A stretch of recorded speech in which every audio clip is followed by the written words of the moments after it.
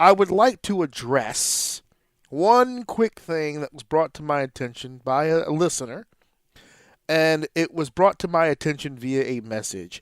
And the message being, how come they understand that the week after WrestleMania we did like a little wrestling purge, but there was no mention last week of the WWE cuts of the people that were released, that were future endeavored. So I explained it to him, and I'll explain it here. The biggest reason why we didn't talk about that last week. Hold on, can I guess? Yes, go ahead. Yes, you can guess for sure. Okay, my guess that you did not want to cover that last week was because you don't give a fuck. Now I couldn't give less of a shit about any of that shit. You know, on the show, That's a legit guess, by the way. Yes, They did not say that. Nope, we did not go over that. It. Just in your tone and delivery of this message. You knew where it was headed. You could give a fuck. Here's the thing. It's not any disrespect to anybody that was fired or let go. It is, but okay. But okay, well, if they don't want to take it that way, that's fine. I'm saying that it's not. Again, CC the original comment, I don't give a fuck. Because here is the deal. It happens every year, right? So if you're low-hanging fruit, if you're one of those performers that's just kind of hanging on by a thread, and you kind of mosey on down to April, you kind of know what's gonna happen, right? You might get by, you might not. You're on the fringe, right? No one's expecting Cody Rhodes' name to be on there.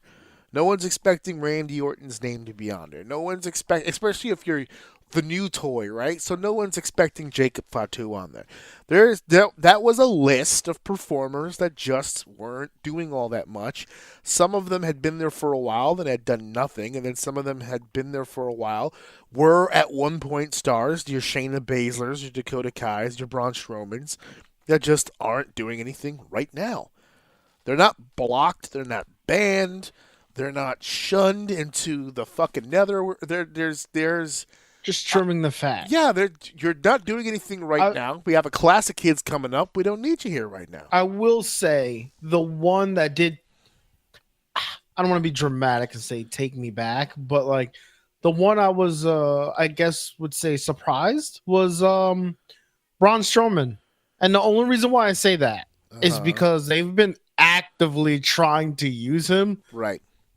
For out of that whole list more than anybody. And it felt like they were kind of like pushing them in a positive direction. So that's the only one that I was like, oh, wow. Okay, cool. Well, I mean, I get it. Yeah, from what I understand, he's got bad knees to the point where they're kind of getting uncomfortable. He's having a hard time with his mobility, not just on the wrestling aspect, but just in life. He's having a hard time with mobility.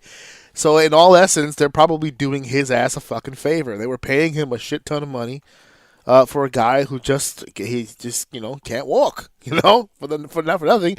And for everybody out there that's just like, for everything he did, he got over Bronson Reed, he got over Jacob Fatu, and this is how they do him. He did his job.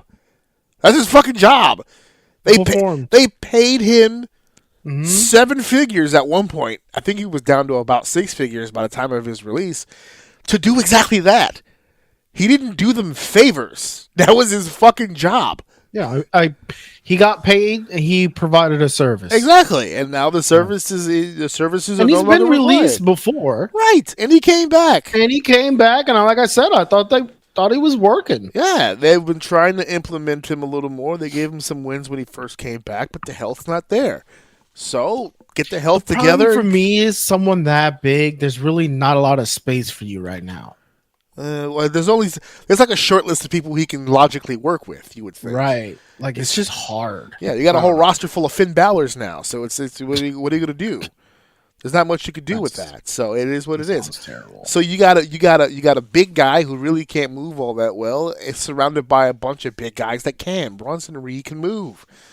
Some of the larger competitors that they have are a lot more agile than they were, back in the day. So it is what it is. Dakota Kai, people were crying about.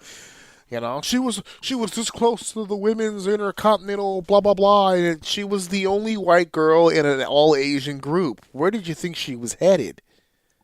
Yeah. Where did you think she was headed?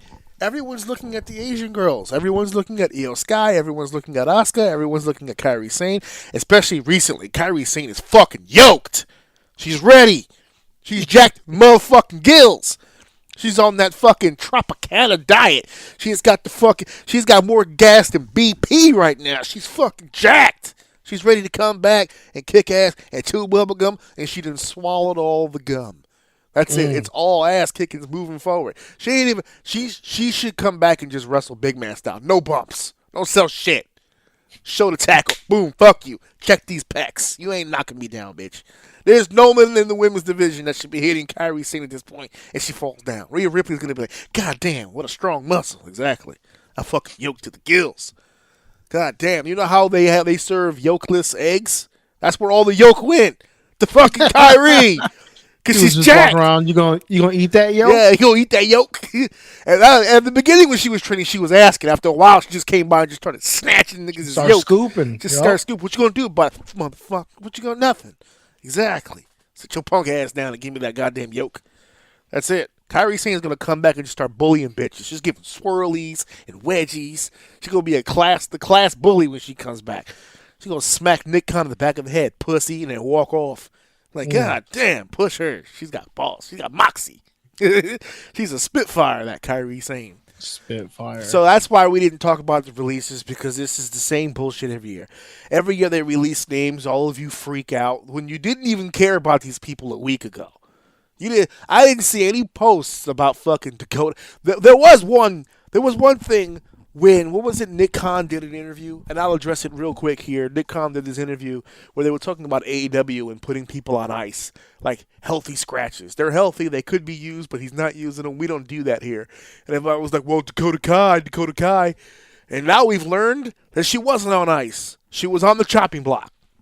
That's why they didn't use her, because they were getting rid of her. So there goes that. So no disrespect to anybody on that list. You know who you are and you know what you did. Shayna Baszler probably has, of the whole group, probably has the one argument, because she was dynamic for a while. And then she got in the hands of Vince McMahon, and that was it. Done. Be gone. They couldn't recover from that. Her confidence was shook. That was it. It was over. So, that's why we didn't address that.